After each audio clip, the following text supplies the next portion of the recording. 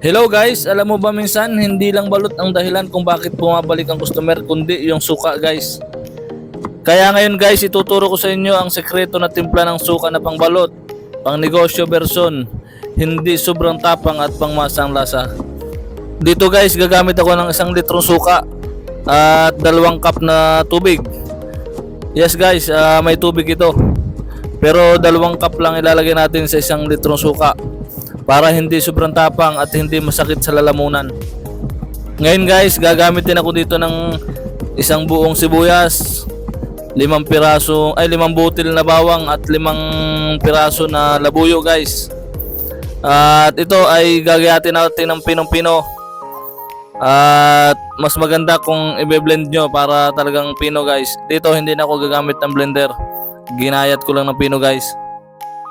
Huwag kayong mag-alala guys, lahat ng sangkap ilalagay ko sa description para mapag-aralan nyo ng ayos guys.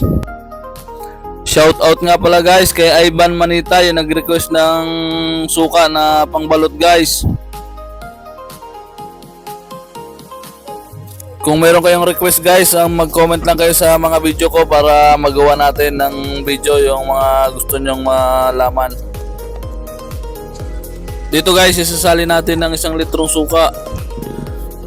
Tapos ang isusunod natin guys na ilagay ay 2 tasa na tubig. Ilalagay naman natin ang sibuyas, bawang at sili na ginayat ng pino o binilender. Ang isusunod natin na ilalagay ay iodized salt. Yan guys, 2 tablespoon. Tablespoon yung ginamit ko na pantakal guys. Ang sunod na ilalagay natin ay asukal. 4 tablespoon naman ang ilalagay natin na asukal dyan para sa 1 litro na suka guys. Ang gagamitin ko naman na pantakal ngayon guys ay teaspoon. Yan guys, 1 teaspoon na paminta pino.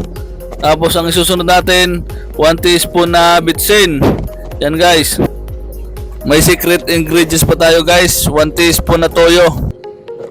Hindi ito para gawing maitim guys, kundi para sa konting umami at mas malalim na lasa. Yan ang hindi alam ng iba guys. Pag nailagay na lahat ng ingredients, haluin lang ng mabuti para matunaw at ilagay na sa isang lagayan guys. Pagkatapos ito, pahingahin natin ng 4 hanggang 6 na oras. Mas maganda kung overnight para talagang kumapit ang lasa guys. Yan guys, tapos na.